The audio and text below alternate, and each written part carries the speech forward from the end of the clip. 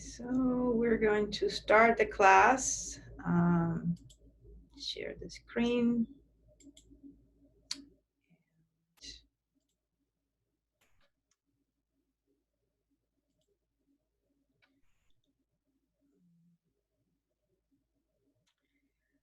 Welcome everyone to another lecture of Intelligent Behavior Analysis.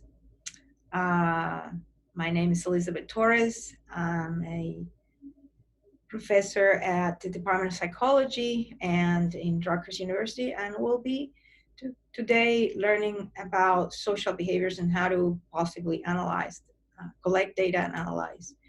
The study of social behaviors will instantiate it with a clinical example. The objectives of the class today are to learn about social behaviors from a biorhythmic perspective, learn about different levels of description, of behavioral description and potential applications, translate existing methods in brain science to behavioral science, and learn about biosensors in general, what type of biosensors are out there, some of the types, what are some of the caveats, and how to scale their use from lab basic science to a large number of users.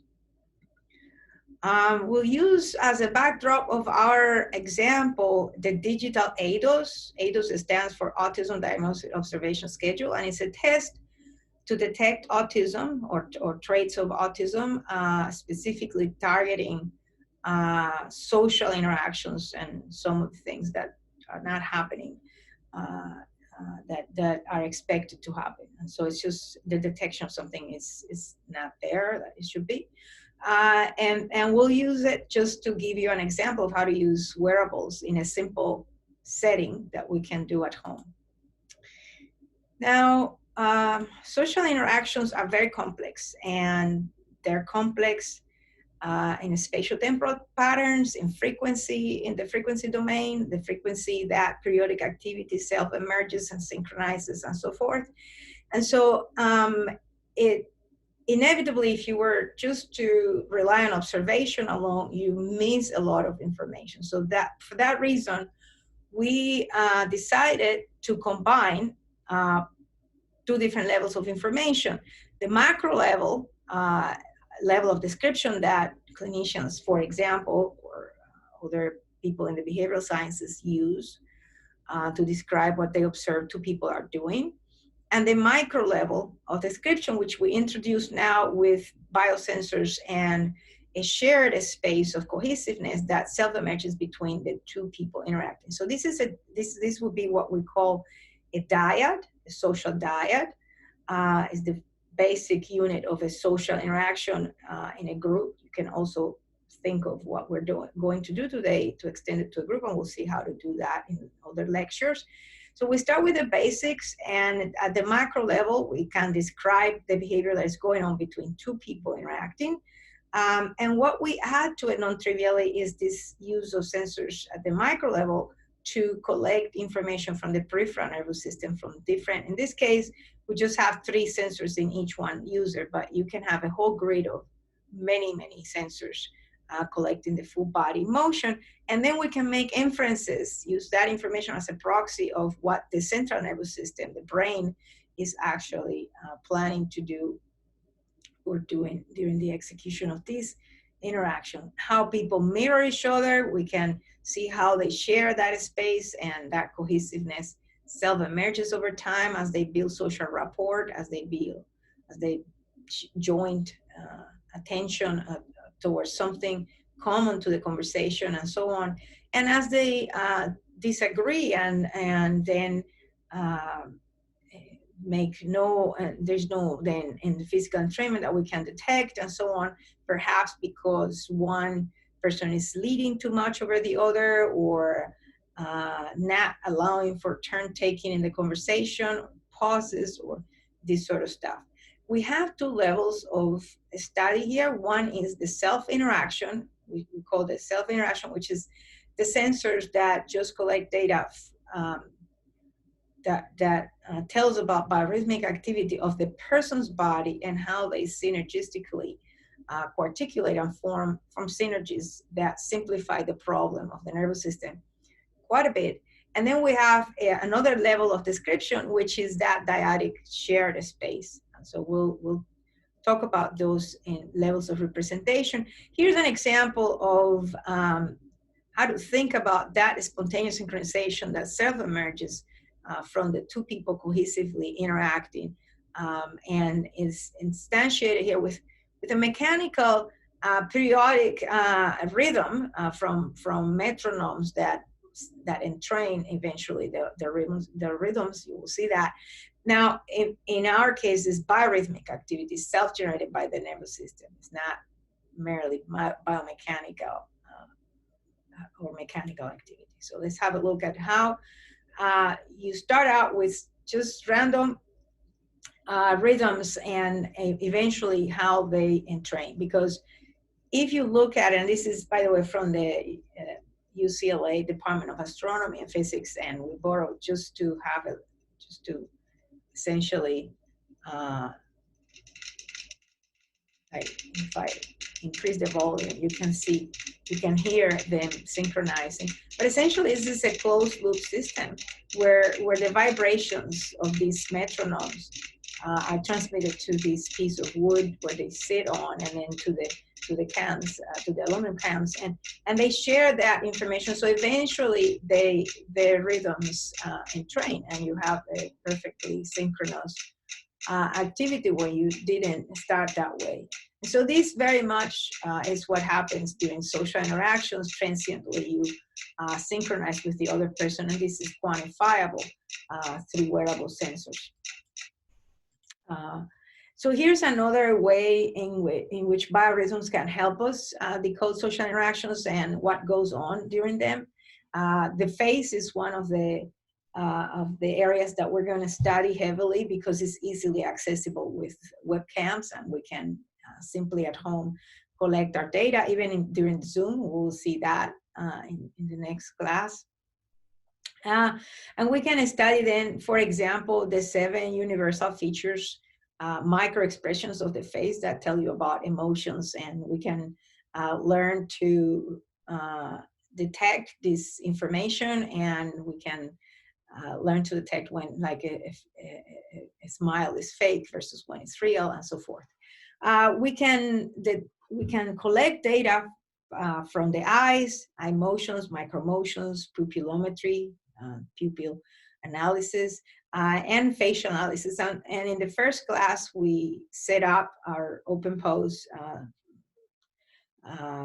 methods to have a wrapper that Mr. Joe Vero kindly wrote for us for the class, so that we could turn this information to MATLAB files, data files that we can then analyze using our biometrics. And this is an example of data extracted using OpenPose and OpenWare software from Carnegie Mellon Computer Science, and different frames that we can detect very minute fluctuations in stochastic activity in the various areas of the face, and perform analysis. Other biorhythms are, as I mentioned, pupil dilation, cortisol in saliva. We can study levels of stress if we continuously measure that. Skin electrodermal activity, respiration, and so forth. So a lot of different physiological activities that we can track. Here's an example of other biorhythms that we can examine across the body. Here we have 78 sensors, light emitting diodes, outputting light that are collected by, are captured by cameras in the room at 960 hertz. And this is an example of a setup we have in the lab, and data that we have collected and analyzed. This data was shared by the Face Space, which is this company that works with us and kindly provided the data. And it's very complex. These are, you will see 2 dancers where we, and invite you to also read the paper, where we collected the kinematics and derived new methods to try to understand and create a language to study choreographic, creative choreographies and so forth. And when I say the movement is complex, I kid you not, this is just the right hand of the female in one segment of their routine. And you can see there are lots of turns and twists and bending of this curve that describes kinematically the motion. So this is a motion that happens in 3 dimensions and along some temporal profile that we can extract from the speed of the curve. We can also extract information about the curvature, the torsion, and automatically detect the pauses and segment the curve as they move in tandem and as they move individually. So here's a motion capture session.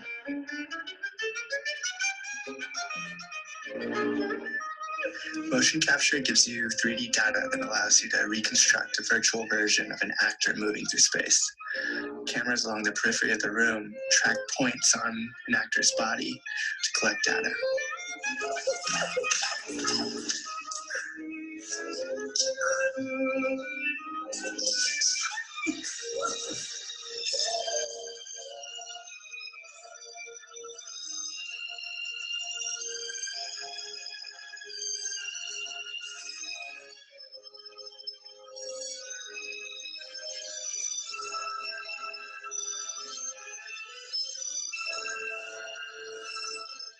After the mocap session, I had 3D versions of Masha and Joanne.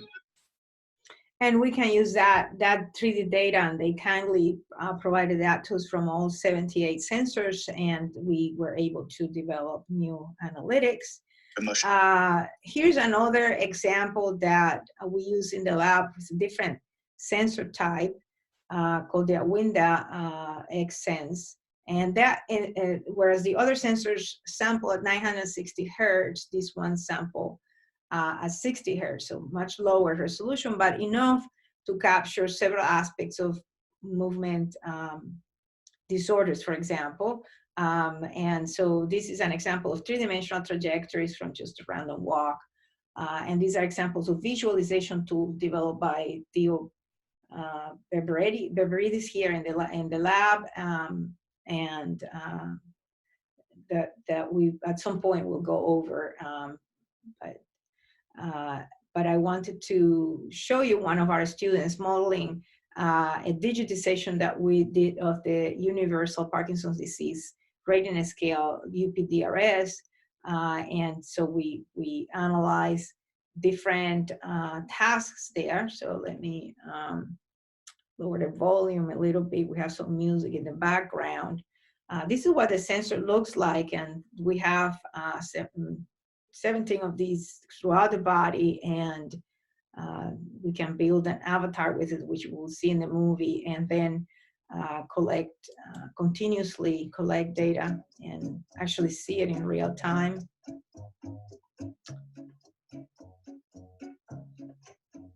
I can stop shaking. The room has a groove and the floor's almost earthquaking. So this is the finger tapping task. This is the avatar that is created with the position orientation data of the sensors. Each one of these sensors across the body, where we secure them with sports tape. And then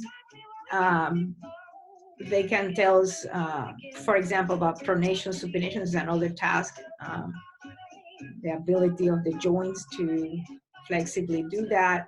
This is a leg agility test, also important and difficult to do at some point when people age. And another test to measure kinetic tremor, meaning tremor that happens during the motion. And this is performed with another person, preferably. And it tells us a lot about the trajectories, the kinematics of the endpoint, and the accuracy and the tremor. This is arising from the chair. It's a very difficult test as people age. But it's important for activities of daily living, as is gait information. So gait is a very rich task that we can detect several biometrics from it, several biomarkers that detect information about a disorder coming up uh, ahead of time, forecast problem, and so do resting state. So we ask the person to just rest, and we measure the amount of undesirable involuntary movements. So this, let me walk you through let me show you just the website of the Awinda, just the video, so that you see what you can also do. We have this also in the lab. We have this system. These samples are 240 hertz, and you can wear this whole suit, and the sensors are embedded in the suit, and so they're quite accurate.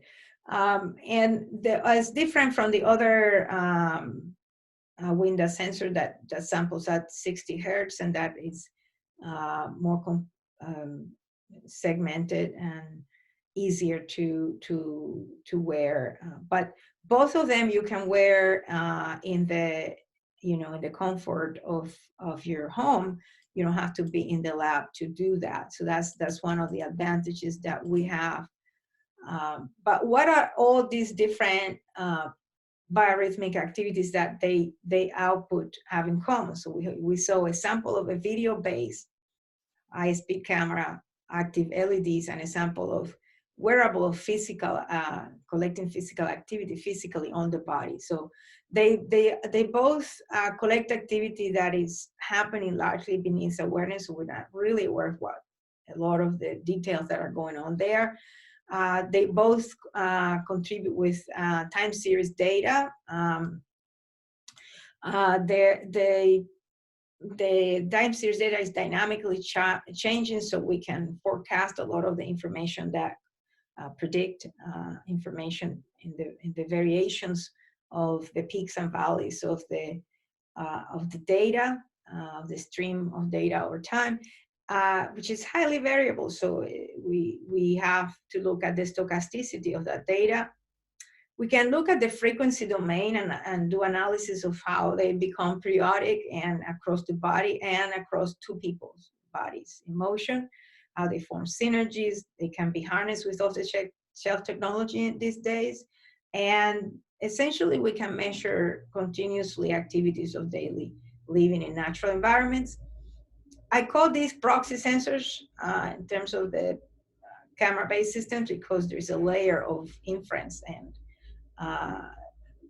to detect, to create position orientation data from video data frame by frame, versus physical sensors which collect the information directly, either in terms of position or in terms of MEMS sensors, inertial measurement units, or IMUs.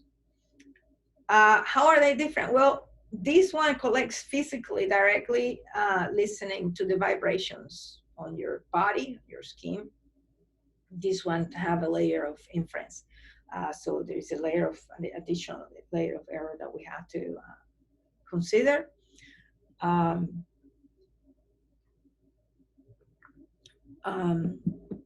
In all cases, we have to be ready to deal with mechanical artifacts, motion artifacts, and so on, which introduce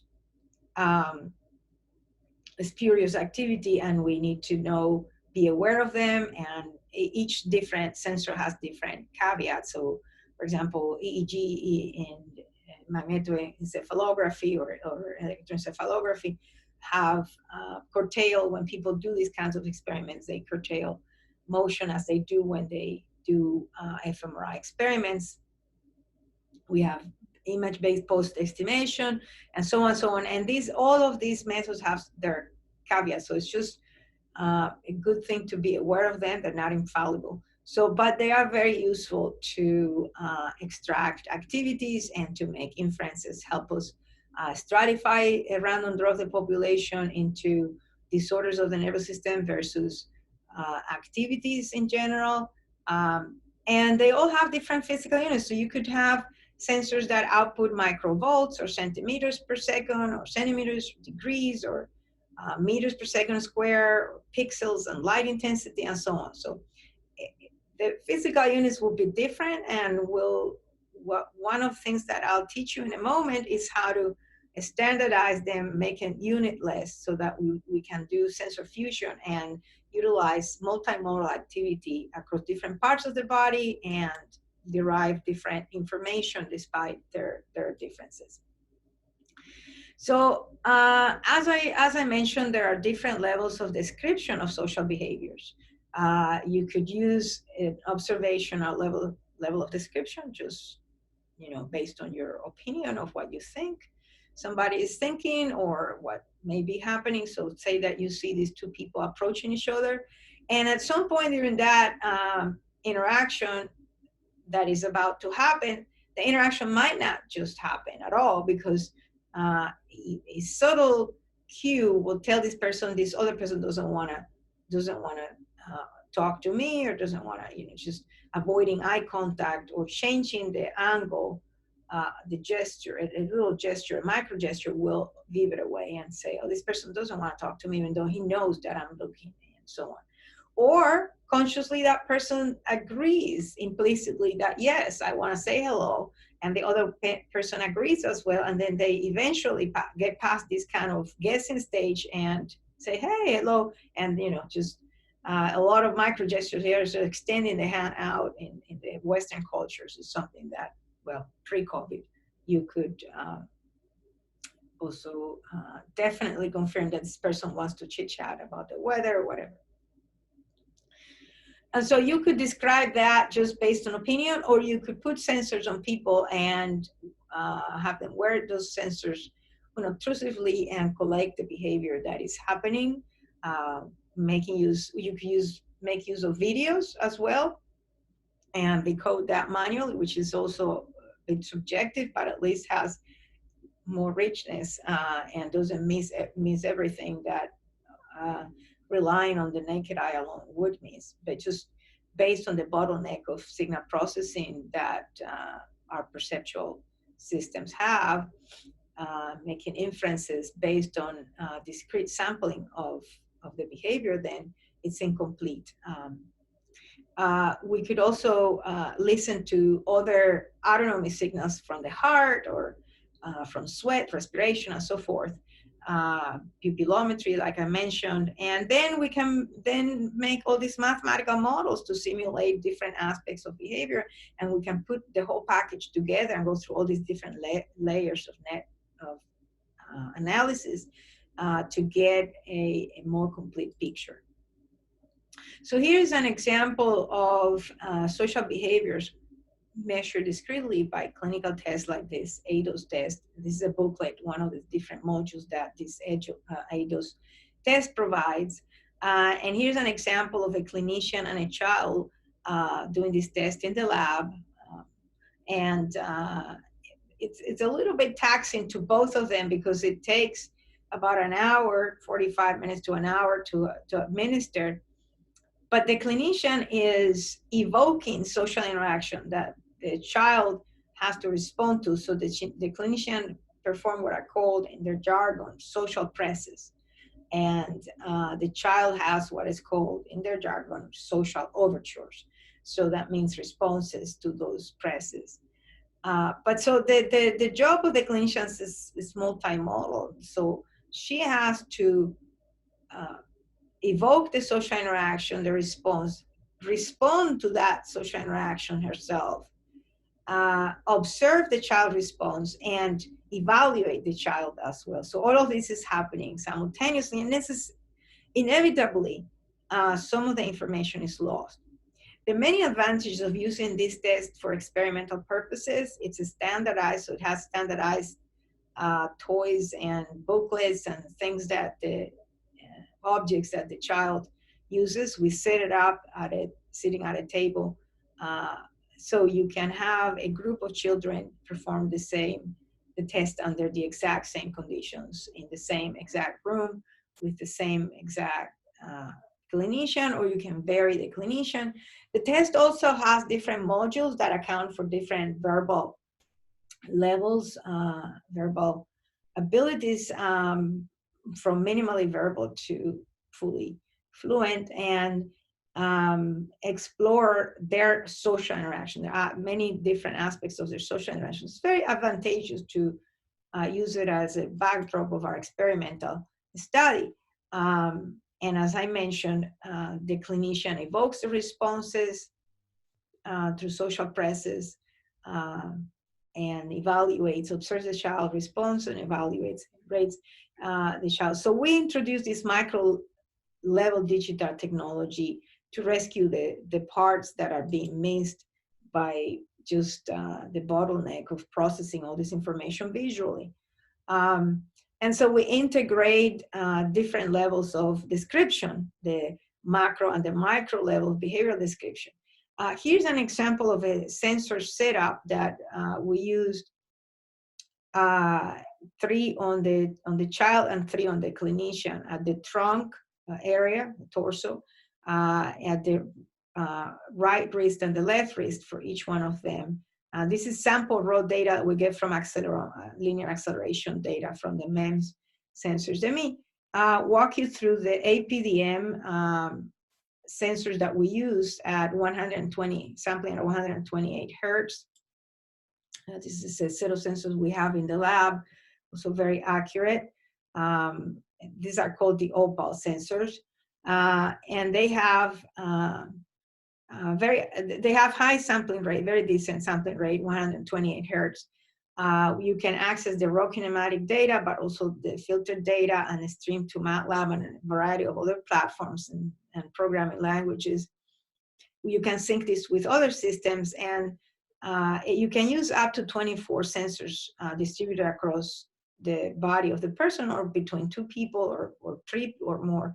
And they are lightweight sensors, very unobtrusive, very nice, with a screen that tells you about the amount of battery left, and a light that indicates the true synchronization of the system, of all the sensors. They all are sampling synchronously, and this is very important. And it has a very user-friendly interface. And so here's an example of their. Introducing the next generation Opal from APDM Wearable Technologies, setting the new gold standard in the movement science industry. This research-grade technology is built for ultimate precision, utilizing the top inertial sensors on the market. The Opal is half the size of other competitors, with twice the power. Synchronize up to 24 sensors on one wireless network.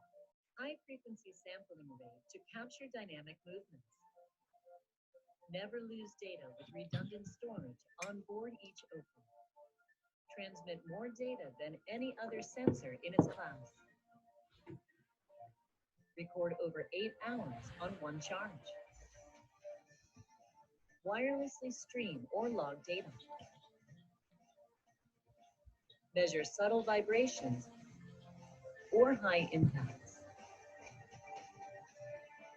The most stable gyroscope in the industry. Reliable 3-dimensional compass. And a barometer for improved stability.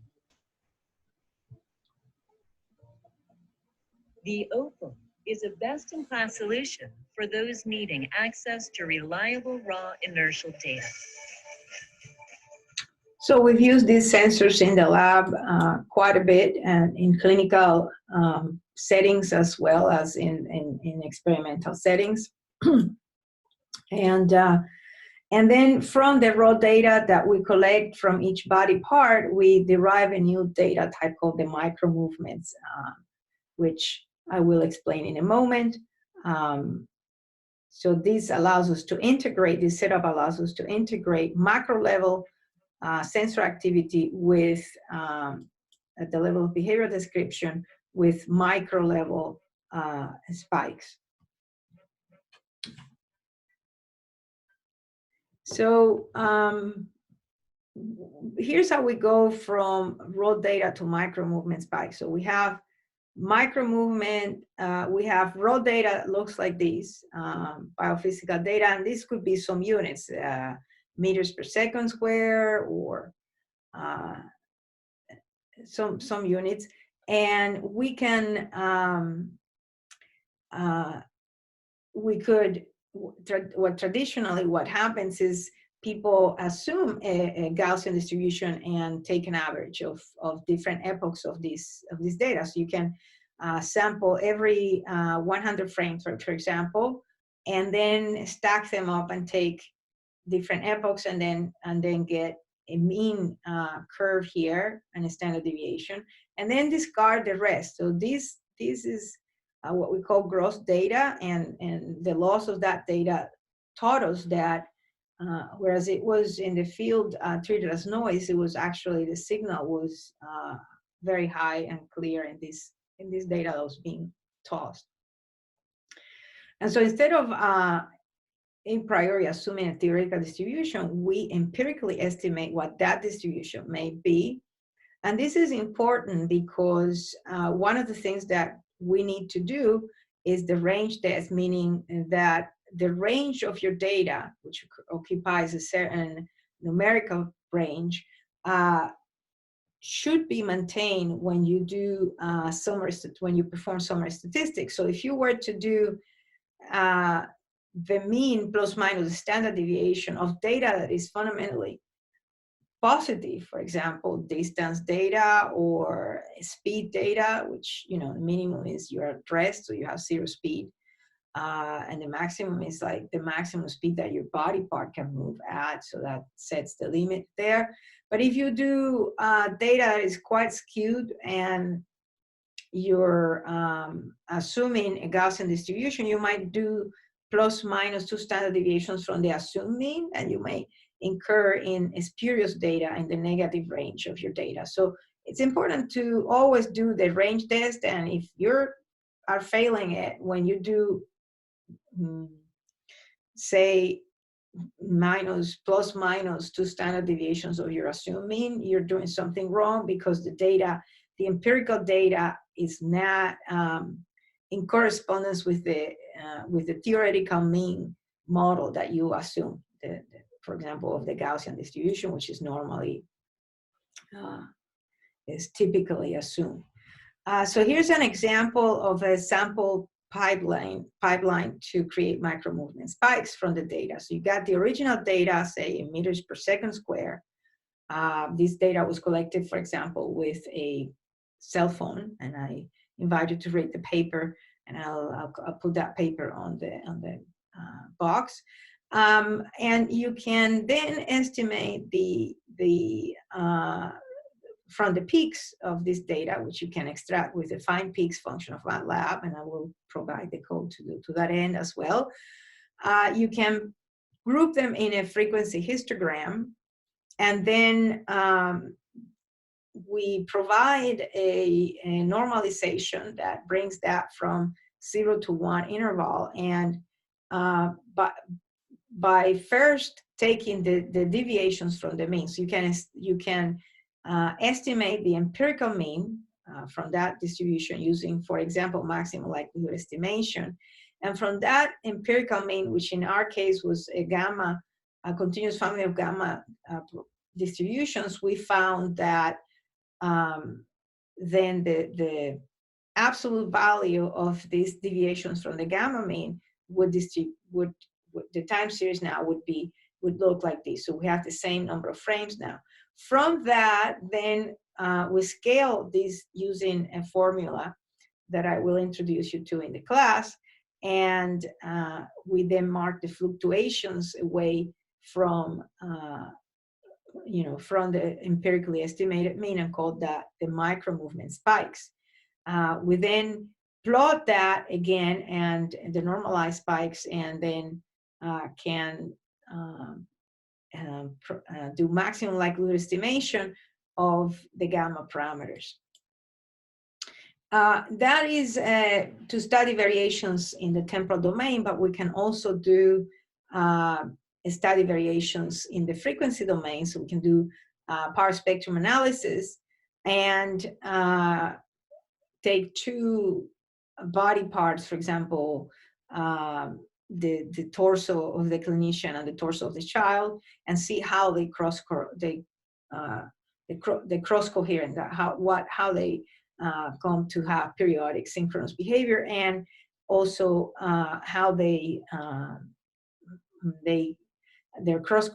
at the maximum cross coherence. We can then establish which frequency that corresponds to and at what phase they're shifted. And so using that information, we came up with a parameterization of this frequency domain data and created matrices that we call max coherence, max phase, and max frequency.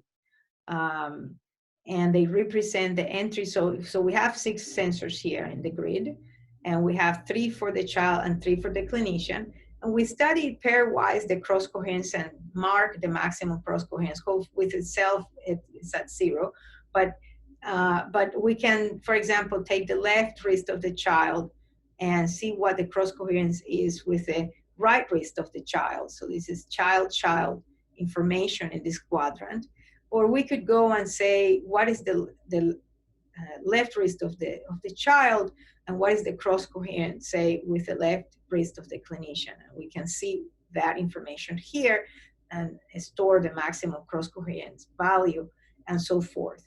Or say the right wrist of the child with the right wrist of the clinician. So we can study that dyadic interaction space through cross-coherence analysis. We can also do cross-correlation analysis. But this is a nonlinear metric that we have been exploring in the lab. And so just like you have the left wrist of the child and, say, the torso of the clinician here, we can go and see what phase they are. And so they're in approximately about, say, 20 degrees in ahead, and so when they're at maximal cross coherence, they are 20 degrees apart. If you were to look at this information here at 0, for example, here you have the left wrist of the child and the right wrist of the clinician are perfectly synchronized at 0 lag, and they have that information. So you can go through each one of the entries of the matrix and explore the self-interactions of the child or of the clinician, but you can also explore the child-clinician interaction or the clinician-child interaction, and at what frequency those interactions are synchronous, for example. That's one question you can ask.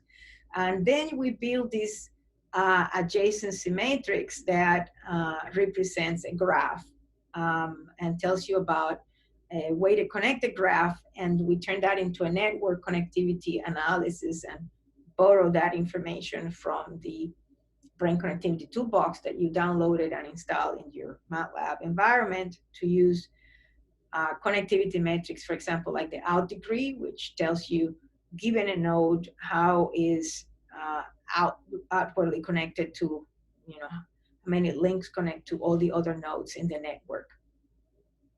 And in this case, representing the dyadic interaction, we can examine the out degree of those entries of the matrix that represent the child, clinician, and clinician-child entries, and see who leads the interaction by measuring, for example, the maximal cross coherence, which is represented here in the color map of the arrow, the direction of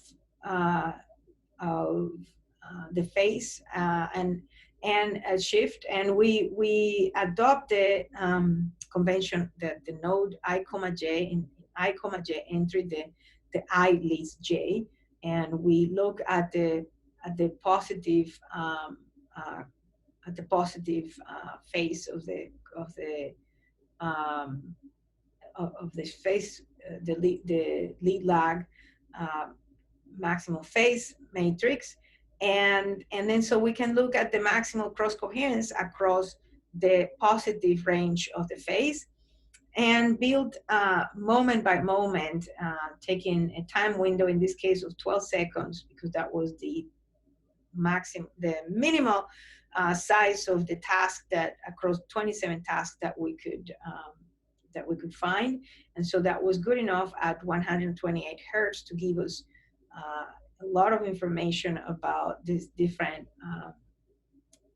connectivity metrics. So out degree being one of them, and enabling us to build a measure of who leads the interaction. So in this case, at time t equals 1, the child is leading the interaction because on average, each one of the out degrees is much higher than those of the clinician. And so time t equals 2 is the clinician who's leading, and so forth. So we count at each time window for a particular task. In this case, is the construction task, who is actually leading the interaction. And that's important because you want to, for a proper social interaction, the people have to take turns, right? And the participants in the dyad must take turns, so otherwise the interaction really it's not becomes from a dialogue to a monologue in type of interaction. And here is another example of using that kind of network representation for another setup of six sensors each. So instead of 3, we put 6. We also measure information on the legs, and can measure the interactions minute by minute. So it's at minute 22, minute 25, minute 32, minute 33, and so on and so on. So we can measure how dynamically that interaction evolves using these cross-coherent phase and frequency analysis. Here's an example when we digitize this test using this representation, this visualization tool. We can see how they interact moment by moment. So these are the 6 sensors of the clinician and the 6 sensors of the child. The color here represents modules that self-emerge. Modularity is one of the connectivity metrics, and the color in the nodes also can represent the maximum cross coherence. So you can utilize different connectivity metrics to represent different things. So here the edge of the marker represents the cross coherence, the maximal cross coherence, whereas the color, the face of the marker represents the modularity. So modules across the full network of, in this case, 12 sensors that are maximally interconnected and minimally connected with the other nodes. So these are sub-networks that emerge in an interaction. So this is at minute 15, this is at minute 37. And by examining all the various phase lead lag interactions of the dyad, in this case, the red is representing the clinician's inner interactions, the self interactions. The child is representing, the blue is representing the child interactions, and the black are represented the dyadic interactions. So the space that is shared, that cohesiveness between the clinician and the child. And so for each one of these tasks that are segmented here, because each one takes different time, and this whole thing takes about 45 minutes or so, you can profile who leads when, in what task. So for example, here in the description of a picture task, the clinician is leading, and the child is really lagging there. Whereas in like the break, when they have a break and they have a little snack and so on, in this case, the child is leading. So we can profile, we can do these for different segments of and different tasks. So these are all 40 minutes, and these are 30 minutes and so on. This is for a typically developing child, leading most of the time 60.97%. The clinician is leading 39-something%, and so on. Whereas in an autistic case, this pattern is inverted. So you can study different dyads and for example, measure the absolute difference between the two curves and come up with a profile of the dyadic strength. This is the construction test, just to give you a sense of what's happening there. And the clinician is asking the child to copy a test, to copy a figure using this information here. So he's asked to assemble blocks to construct a design that is shown on a printed paper. And the purpose of the task is not to measure motor skills or visual spatial skill. It's more like to see if the child would ask for help. So it's more of a tapping onto a very high level social aspect. Would he ask or would he not ask for it? And they're looking for a child that asks for these things. Some children are, want to figure out this by themselves. They wouldn't ask, but go figure. It's quite arbitrary what kind of criteria you create to determine whether something is appropriate or not. The point being here that the child can interact with the clinician during this time, and we can measure. So in this particular case, the clinician is leading most of the time. So how do you measure dyadic variability at the micro level of these activities that we're recording with the sensors? That's another aspect in the temporal domain. So here's an example of how we can do these.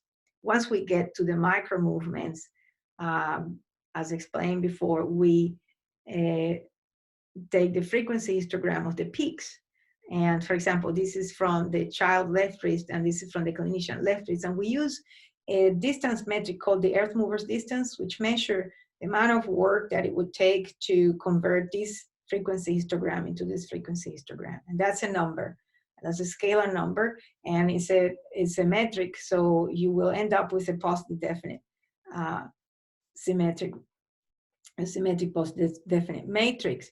And that matrix entries, again, reflect the space shared by the dyad, and also the space of the body, the inner interaction, the self interactions.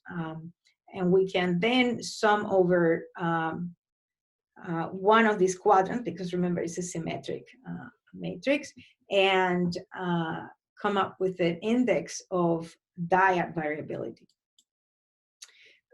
Likewise, we can come up with an index of dyad coherence and measure both. So here's a dyad variability profile for each one of the tasks, and we are normalizing that quantity between 0 and 1.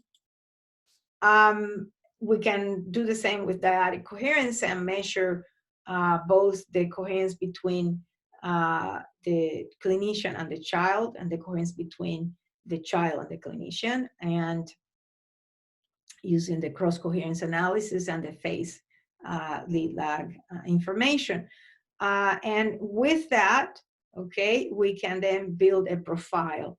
And given this dyadic coherence and the dyadic variability in the temporal domain, dyadic coherence in the frequency domain, we can build a ratio of dyadic strength. And this ratio approximately tells us like that shared space between the clinician and the child, how is that being handled in terms of that cohesiveness that is required for a person to have proper social interactions, proper social rapport, and so on. And so one of the things that we realized when we started to study the ADOS was that it was what is called a criterion test, not a norm test, that is not performed on neurotypical. So we don't know what the baseline point of departure for neurotypical development of social interactions as performed by this test. But that doesn't preclude us from bringing neurotypical children and measuring their interactions with the same clinician that we're measuring the interactions with autistic kids.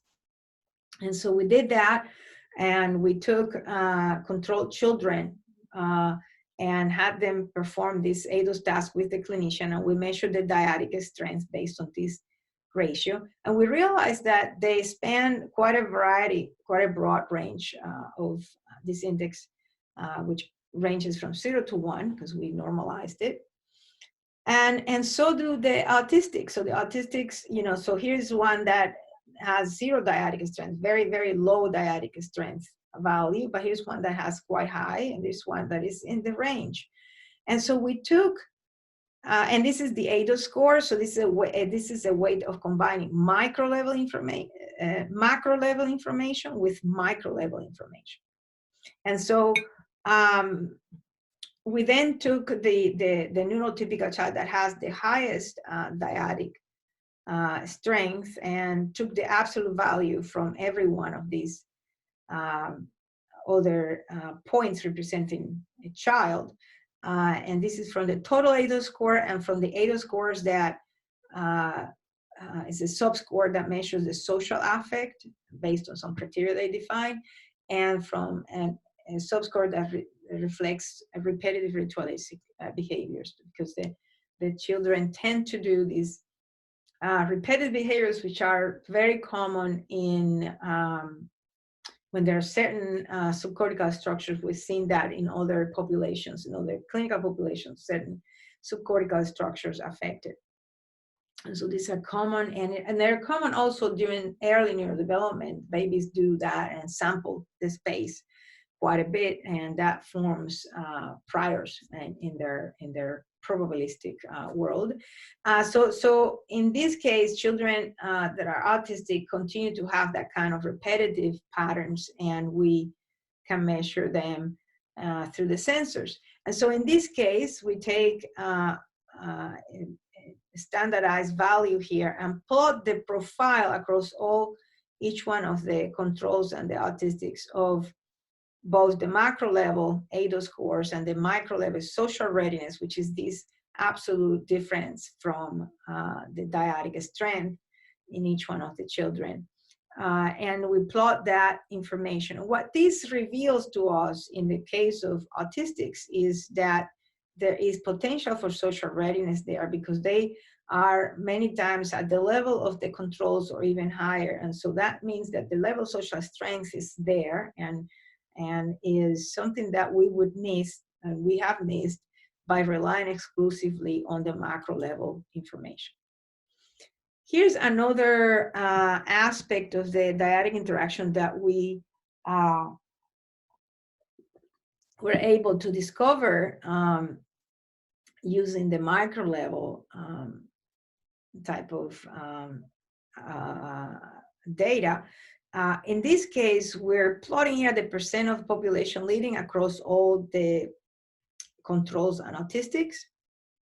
And we are plotting here all the 3 sensors for the child and all the 3 sensors for the clinician. So this is the lead lag pattern, so who's leading when, and for each one of the tasks in the order in which they were performed. And what we see right away is that the range of values that we find in this index of connectivity and leadership within the dyad shrinks with the autistic case, so it shrinks dramatically. This is the exact same clinician interacting with a group of 15, about 8 controls and a group of about 15 children in the spectrum. And so you can see that there's a mirroring activity here that goes in terms of the range of the individual sensors of the body parts, that when the variability essentially of the leading profile, the leading value, who leads the interaction, shrinks dramatically in autism. And this implies that there is an inherent bias in the way that the test is being administered, because remember, the clinician poses evokes the social response in the child, and the child then responds, and the clinician evaluates that response, rates it. So inevitably, if you're evoking less responses because you're getting less responses, this is happening in a closed loop mirroring. There's a mirroring effect here. So you can't get out of that closed loop if you're not if you're also evoking, responding, observing, and rating. It's just too much going on there. And so we would need to fix that, a neutral observer that actually does the scoring separately. That's an easy fix. But essentially, the motion that the body outputs, social motor behavior, enters to the other agents through the visual system and through the auditory system as well. These are vibrations, and they produce sound as well, perceptible by the brain. And so all of that information resonates or not with the clinician that is rating the social interaction. So this mirroring effect is implicit, is beneath awareness, and inevitably skews the interaction. We also can study temporal dynamics of the leading patterns. So we can measure the percent of time that the person is leading doing each one of the tasks, and then come up with an average behavior that in this case is complementary because of the nature of the cross-coherence matrices that we are using to parameterize this activity. And then we can do something like bring the participants back across visits. This particular experiment took place across 4 different visits, where we manipulated the clinician, the rater. We changed the rater in visit 3 and 4. It was a new rater, and in the 2 visits, 1 and 2, and 3 and 4, we used different modules. So in visit 1, we used one module that was appropriate for the child's age and verbal abilities, and in visit 2 and 4, we used a different module. So by manipulating both the clinician and the module, we were able to see the stability of these parameters and how they change over time and so forth. As I explained before, we take 12-second long windows, and we can build these visualization tools to track the dyadic interaction between the child and the clinician, and to determine who leads when and so forth for each one of the tasks. And so these are sample results. We have many other results that are quite interesting, and I will explain some of the dyadic interactions also in the next lecture in the context of ballet, of the ballet that we saw in the movie, from the face space, from 2 professional dancers. So how do we translate this and scale it, for example, to 10,000 users? Right now, our lab is really pretty much the only lab doing these kinds of analysis, but it would be nice to characterize large population to get data and proof concept that we can indeed utilize this information. So this is one of the questions that we have and that we've been working on, translating all these high sampling resolution sensors in the lab to off-the-shelf technology that is affordable and that you can do this in the comfort of your home. We also plan to create a certification program that combines different players that range from educators to health professionals to researchers across many fields, and deploy this to study social interactions of groups, not only of 2 people, but that's the fundamental unit. Translate the science in layman terms are complex terms and complex analysis that we need to translate them in layman terms to explain what they allow us to infer, what they mean, and engage the community in legislation to kind of direct our taxpayers' dollars appropriately to proper science and bridging science and clinical practices better. And in general, to learn how to help others, we have to collaborate and build a cooperative model. So we're working along those lines. So in summary, in this class, I talked about bodily biorhythms that can reveal hidden aspects of social behaviors, different normalizations that account for anatomical differences and important emotion analysis, and different types of data types that can help us translate raw bodily biorhythms data across different sensors and study them as they're shared between 2 people or different groups of people. And we can do this analysis both in the temporal and the frequency domain. And we can combine discrete scores from observation at the macro level with micro level signals from the sensor. So that gives us a more complex, a more complete information from very complex dynamics and nonlinear systems interacting. Finally, I want to leave you with this video that we put together to kind of encourage people to think about the combination of micro and macro level activity. Typically proceed by primary research findings, getting incorporated into clinical practices, resulting in new treatment. Let me replay it. Treatments and improved outcomes. Unfortunately, in autism research, we too often get stuck in a loop. Clinical criteria inform and even steer scientific practices, which too rarely result in new treatments. But new advances in behavioral analyses and the potential of personalized medicine have given autism researchers the opportunity to get it right, the opportunity to generate primary research findings, incorporate them into clinical practices, and create personalized treatments and improve outcomes for those with autism. Current behavioral analyses in autism science rely on observation and description of behaviors that are predictable and easy to detect. Clinical inventories like the Autism Diagnostics Observation Schedule score a child based on expected aspects of behaviors. These data are useful, but subtle spontaneous aspects of natural behaviors, which are more variable and less predictable, remain hidden. These hidden aspects of behavior may hold important keys for personalized treatments. In our lab at Rutgers University, we have combined these ratings with those generated by wearable biosensors from off-the-shelf technology such as smartwatches and phones. These two complementary data sources allow us to improve diagnosis.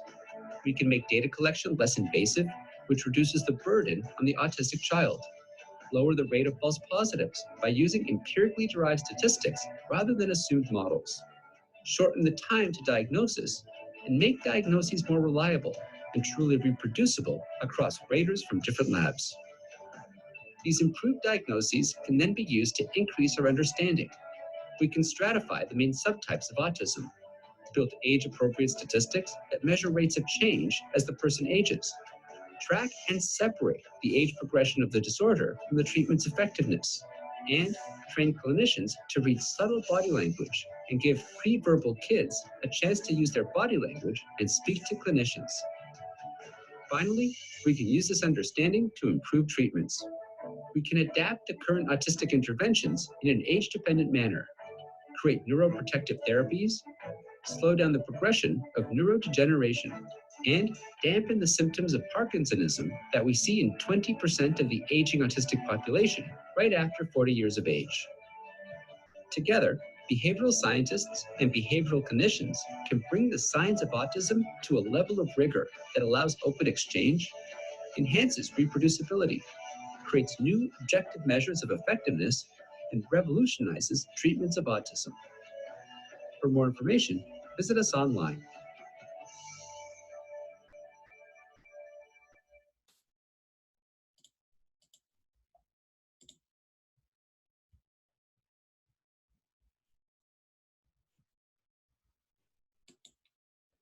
And so this concludes our lecture today. And we essentially went over our objectives, and